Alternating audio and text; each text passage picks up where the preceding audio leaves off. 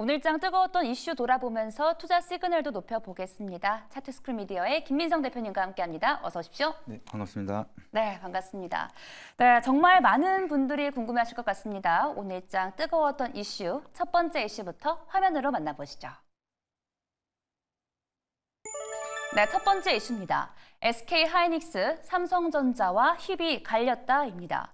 이 국내 증시의 반도체 툭톱인 이 삼성전자와 하이닉스의 주가에서 디커플링이 계속해 심화가 되고 있습니다. 특히 오늘 삼성전자가 3% 넘게 올랐고 하이닉스가 2% 넘게 밀리면서 그 양상이 더 두드러졌는데요. 오늘 이렇게 희비가 교차됐던 이유 뭐라고 생각하시는지요?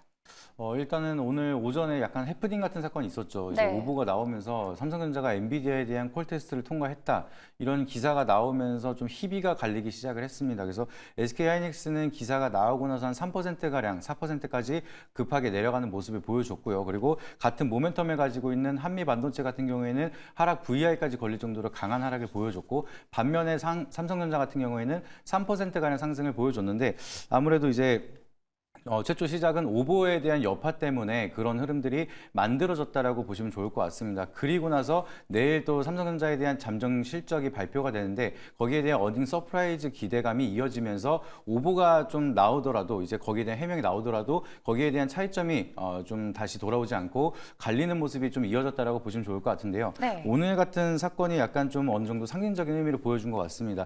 그만큼 삼성전자가 HBM3E 시장을 점유율을 이제 들어가기 시작을 한다라고 하면 그만큼 SK하이닉스에 대한 부담이 클 수가 있다라는 시장에 대한 반응을 먼저 보여줬기 때문에 많은 시장에 대한 참여자들이 삼성전자가 HBM3E뿐만이 아니라 HBM4까지도 지금 많은 경쟁을 준비하고 있기 때문에 앞으로에 대한 부각이 더 나타날 수가 있는 게 SK하이닉스는 많이 올랐기 때문에 이제는 본격적으로 날개를 달고 올라갈 수 있는 게 삼성전자가 아닐까라는 그런 관점이 나타나기 시작을 하면서 시장에서 기관이나 외국인에 대한 강한 매수세가 들어오고 실적에 대한 기대감까지 맞물리기 시작을 하면서 삼성전자가 더욱더 강세를 보여주는 흐름이 나타났다라고 좀 해석을 하고 있습니다.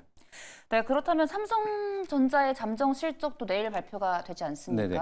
이 영향도 오늘 루머를 해명을 했음에도 불구하고 상승분을 지켜낸 이유라고 할 수 있을까요? 아무래도 이번에 좀 역대 영업이익이 한 8조 5천억 가량 나온다라고 얘기가 할 정도로 좀 많은 어닝 서프라이즈를 기대를 하고 있습니다. 근데 이게 HBM에 대한 모멘텀이 없는데도 불구하고 만들어낸 실적이기 때문에 앞으로 좀 엔비디아랑 이제 HBM3E에 대한 콜 테스트가 실제로 진짜 통과를 한다. 그리고 HBM4에 대한 시장 점유율까지 같이 가져간다라고 하면은 지금 최고의 어닝 서프라이즈고 피크아웃이 아니라 앞으로 더 강한 상승세가 이어질 수가 있다 보니까 그냥 오보로 시작을 했지만 거기에 대한 여러 가지 모멘텀이 맞물리기 시작을 하면서 상승에 대한 신호탄으로 좀 투자 심리가 개선이 되는 그런 모습이 이어졌다라고 좀 해석을 하고 있습니다. 네, 알겠습니다. 어쨌든 오늘 삼성전자나 하이닉스 이렇게 엇갈린 흐름을 보인 건 맞잖아요. 네. 여기에 오늘 SK하이닉스의 악재가 하나가 있었죠. 이 파두 관련 이슈였는데 단기 악재로 끝날 것인지 또 오늘 하락에는 파두 이번 보도가 어떠한 어느 정도 영향을 미쳤는지가 궁금한데요.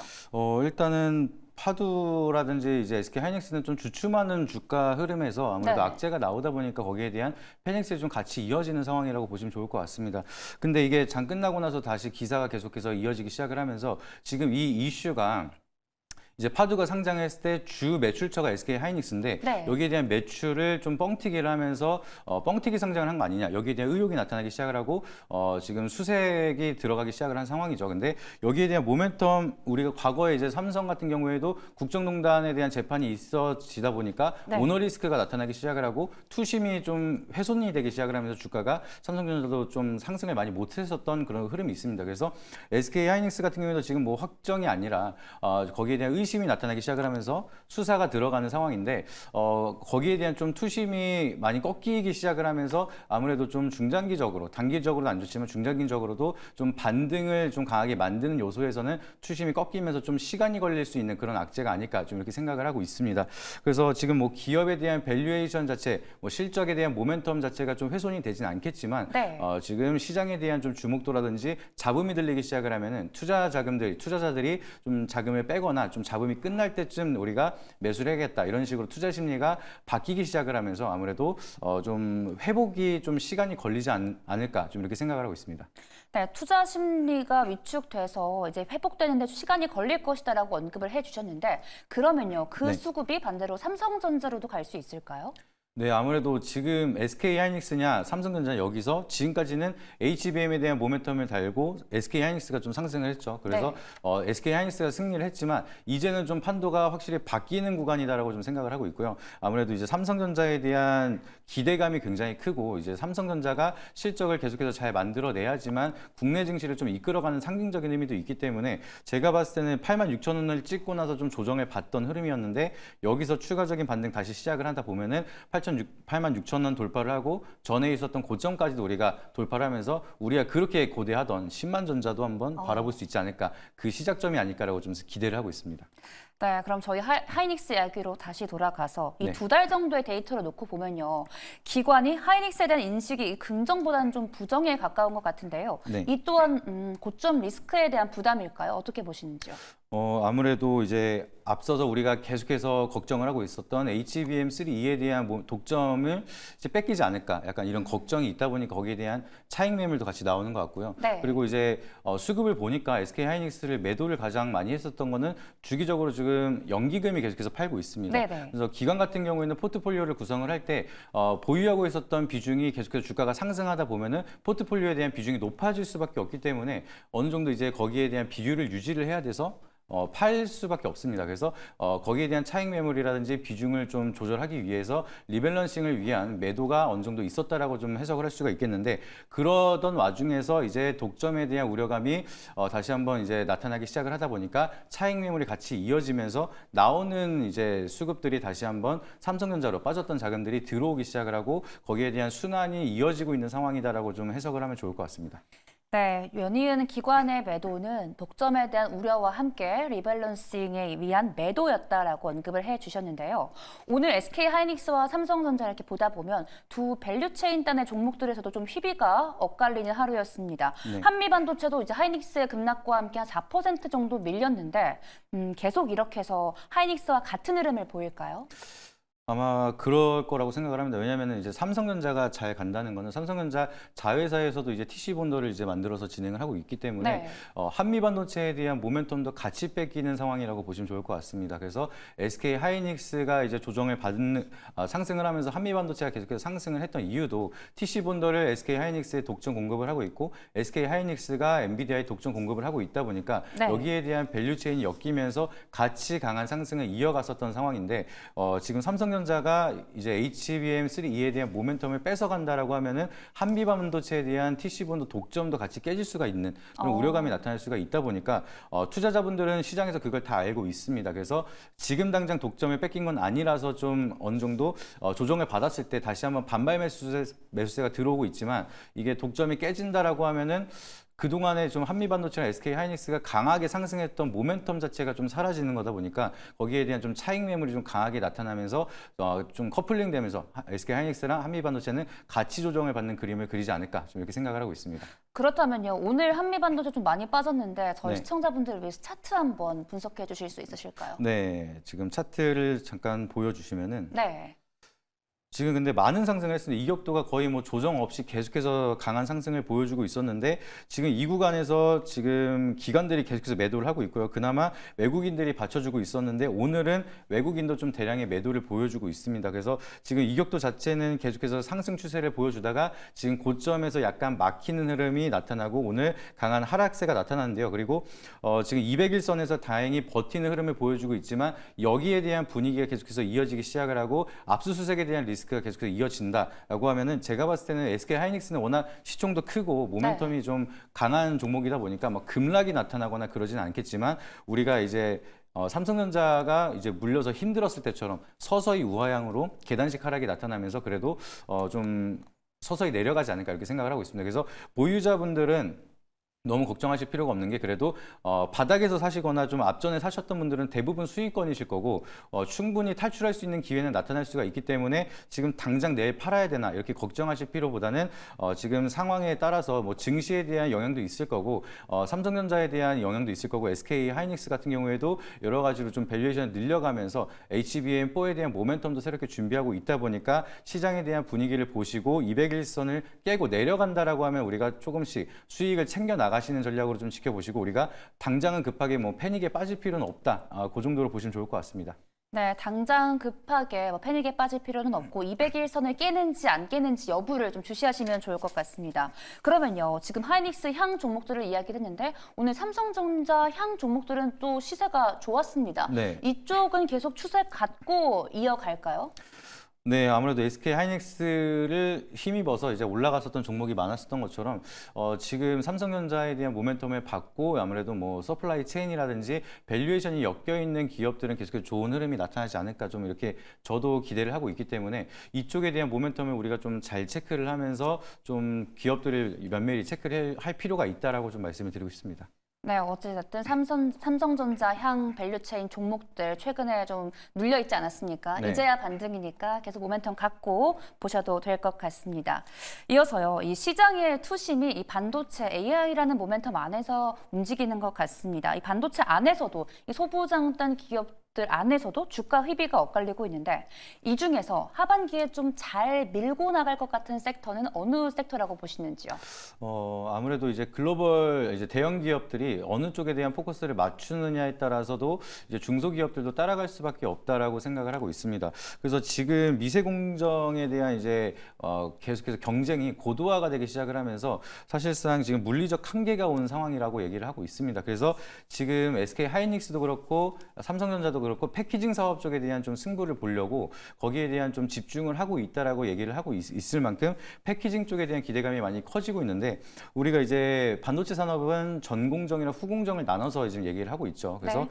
지금 앞서 말씀드린 이제 경쟁 자체가 전공정 쪽으로 이제 계속해서 미세 회로를 이제 어떻게 세밀하게 만드느냐 여기에 대한 기술력 경쟁이 붙기 시작을 하다가 물리적 한계가 나타나기 시작을 하면서 이제 후공정 쪽으로 경쟁이 나타나기 시작을 하고 있습니다. 그래서 지금 구조 개편도 삼성전자가 진행을 하면서 HBM에 대한 모멘텀도 그렇고 패키징에 대한 모멘텀을 강하게 만들려고 좀 준비를 하고 있기 때문에 지금은 미세 공정 쪽보다 우리가 이제 후공정 쪽으로 우리가 모멘텀을 잘 체크를 하면서 거기에 대한 산업들에 대한 좀 실적이라든지 밸류에이션을 우리가 체크할 필요가 있다. 좀 이렇게 보시면 좋을 것 같습니다.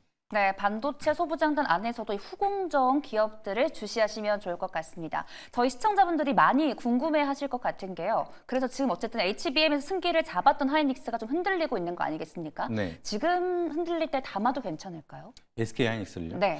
저는 이제 SK 하이닉스는 보내주고 삼성전자 쪽을 이제 접근을 해보는 게 낫지 않을까 좀 이렇게 생각을 하고 있고요. 네. 아까도 뭐 솔브레인이나 이런 관련된 기업들이 삼성전자발로 강한 상승을 보여줬고 SK 하이닉스 기업들은 연관되어 있는 기업들은 조정을 받았던 것처럼 이제는 좀 왕자가 바뀌었다. 좀 이렇게 생각을 하시면 좋을 것 같습니다. 그리고 왕자가 바뀐 것도 원래 삼성전자가 강한 모멘텀을 가지고 있었는데 SK 하이닉스가 먼저 HBM에 대한 사업을 계속해서 밀고 가다가 좀 시기가 좀 잘 맞으면서 SK 하이닉스가 좀 먼저 강한 상승을 보여줬지만 그동안의 자본력을 갖고 있고 파운드리에 대한 생산력을 가지고 있는 삼성전자다 보니까 좀 뒤늦게 출발하더라도 충분히 경쟁력 있게 싸울 수 있는 게 삼성전자이기 때문에 앞으로는 우리가 삼성전자가 얼만큼 그 파이를 뺏어갈 수가 있느냐 그걸 바라보면서 좀 접근을 하시면 좋을 것 같고 HBM 없이도 빠르게 성장을 하고 있었고 역대 영업이익을 지금 달성을 하고 있는 만큼 삼성전자에 대한 HBM 모멘텀이 플러스가 되는 거는 좀 우리가 많은 기대를 해봐도 될 만큼에 대한 모멘텀이다 이렇게 말씀을 드리고 싶습니다. 네, SK 하이닉스는 여태까지 주가 상승을 충분히 즐겼으니 삼성전자로 시선을 옮기셔도 좋을 것 같습니다. 이렇게 SK 하이닉스 이야기 만나봤고요. 이어서 저희 두 번째 이슈와 탑픽도 기다리고 있습니다. 화면으로 바로 만나보시죠. 네, 두 번째 이슈입니다. 정부 밸류업 세제 지원 공개, 수혜 섹터는입니다. 네, 이번 하반기 들어서 한동안 잠잠하던 이 밸류업 관련주가 다시 들썩이고 있습니다. 특히 오늘은 이 핵심 조건이죠. 세제 지원 방안에 대한 이야기가 나오면서 관련주가 참 들썩였는데요. 지원 방안 내용 자세하게 짚어주시겠어요? 네, 그냥 쉽게 설명을 드리면요. 이번 정부에서 세제 혜택을 얘기를 한 게 주주환원 증가 금액에 대한 직전 3년 대비 5%를 초과분에 대한 그 금액을 법인세 5%를 좀 할인을 해주겠다, 이제 세액 공제를 해주겠다라고 이제 발표를 했습니다. 근데 많은 분들이 이제 법인세를 할인해주면은 이게 어느 정도 규모를 할인해주는 건지, 이게 좋은 건지, 거기에 대한 게 좀 아이러니하실 수도 있을 것 같아서 제가 좀 검색을 해봤는데, 현대차 같은 경우에는 법인세가 작년에 나온 비용이 4조 6,270억이라고 합니다. 그래서 법인세 금액 자체가 굉장히 크죠. 네. 근데 여기에 대한 세액 공제를 한다라고 하면은 거기에 대해서 절세를 할 수 있는 혜택 자체가 굉장히 규모가 적지 않고 크다라는 거를 이제 우리가 보실 수가 있습니다. 그래서 거기에 대한 기대감이 많이 만들어지고 있는 상황이고, 투자 주주들도 마찬가지로 배당 증가분에 대한 소득세 혜택을 준다라고 얘기를 하고 있습니다. 그래서 배당 소득에 대한 원청 징수를 원래 14% 가량 진행을 하는데 2천만 원 이제 미만은 9%에 대한 좀 낮춘 원천 징수 세율을 통해서 투자자들도 부담 없이 좀 투자를 할 수 있게끔 밸류에이션에 대한 세법 혜택을 주겠다라고 하면서 기업들도 주주 친화적인 흐름을 좀 많이 할 수가 있는 상황이고, 투자자들도 그러면 마음 편하게 장기 투자를 하면서 배당을 받더라도 절세를 할 수 있는 그런 효과를 통해서 이제 기업들에 대한 수급 자체가 투심이 회복이 될 수 있는 그런 방안으로 좀 정책이 나온 상황이다라고 해석을 하실 수가 있겠습니다. 네, 기업도 좋고 투자자도 좋은 방안인 것 같은데요. 이 정부가 제시한 밸류업 기업 조건에 부합하는 기업들이 있을 것 같거든요. 네. 어떤 기업들이 있을까요?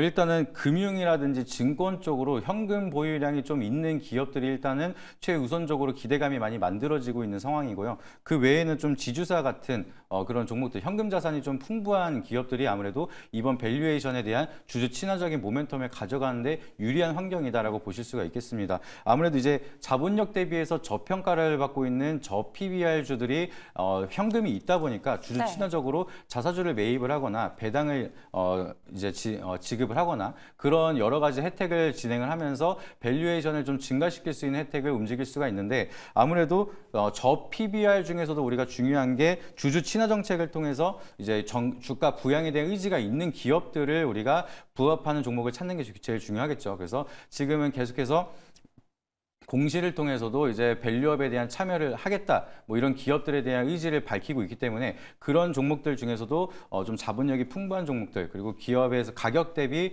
좀 부담스럽지 않은 종목들을 우리가 체크하는 게 중요하다, 이렇게 보시면 좋을 것 같습니다. 그래서 증권 쪽으로는 우리가 키움증권 같은 경우에는 이제 바닥권에서 좀 최초적으로 네. 공시를 나타내기 시작을 하면서 밸류업에 대한 참여 의사를 보여주기 시작을 했고요. 그러다 보니까 주가가 많은 상승을 보여주기 시작을 했습니다. 오늘도 추가적인 반등이 나오면서 신고가를 달성하는 그런 흐름이 보여줬는데, 이처럼 이제 키움증권 같은 경우에도 밸류업에 대한 참여 의사를 확실하게 보여주고 증권사다 보니까 현금 유동량이 이제 풍부하게 있는 그런 기업 중에 하나라서 좋은 주가에 대한 흐름을 보여주고 있는 상황이다, 우리가 이렇게 보실 수가 있겠고요. 그리고 금융 쪽으로는 우리가 메리츠 금융지주 쪽으로도 전 좀 긍정적으로 보고 있습니다. 계속해서 순이익에 대한 50%가량을 주주 친화적으로 환원을 하겠다라고 좀 적극적으로 얘기를 하고 있다 보니까 주주들이 시장에서도 좀 강한 부각이 나타나기 시작을 하고 약간의 흐지부지 되는 밸류업 프로그램 분위기가 나타나기 시작을 하다가 오늘 또 세법에 대한 기대감 만들어지기 시작을 하면서 밸류업 쪽으로 수급이 나타나기 시작을 했는데, 오늘도 바닥권에서 좀 강한 상승 추세 모멘텀을 다시 그리고 있기 때문에 메리츠 금융지주도 다시 한번 상승 모멘텀이 이어진다라고 하면은 좀 강한 상승 수에 흐름이 이어질 거라고 좀 예측을 하고 있습니다. 네, 주가 부양 의지가 있는 기업들 중에서 옥석 가리기가 좀 필요할 것 같거든요. 이 밸류업 프로그램에서 최대 수혜를 입는 기업은 자사주 보유 비율이 높은 기업 아니겠습니까? 어떤 기업들이 좀 상위에 랭킹돼 있을까요? 지금 띄워주시면은 네. 자료가 있으실 텐데. 지금 여러 자료가 종목들인데 나왔습니다. 네. 나왔습니다. 지금 S&T 다이내믹스 같은 경우에도 이제 강한 가장 많은 보유량을 보여주고 있고요. 오늘 같은 경우에 대웅은 상한가를 치는 그런 모습을 보여줬는데 이렇게 자사주를 많이 가지고 있고 소각을 계속해서 한다라고 하면은 미국에서는 지금 엔비디아라든지 이제 대형 기업들은 꾸준하게 자사주 매각을 하기 시작을 하면서 유통 물량을 적게 누르기 시작을 하면서 주가가 상승하기가 수월한 그런 환경을 계속해서 만들어내고 있습니다. 그래서 지금 코스피에서도 이렇게 상위권 종목들이 굉장히 많은데 여기서 자사주 매각을 계속해서 진행을 하면서 주주 환원에 대한 정책이 이어진다라고 하면은 주가 상승에 대해서 좀 유리하게 환경이 만들어질 수가 있다 보니까 이렇게 자사주 비율이 높은 종목들 그리고 밸류업에 대한 공시가 이어지는 그런 종목들을 계속해서 주목을 하면서 대응을 하시면은 좋은 결과 있을 거라고 좀 말씀을 드리도록 하겠습니다.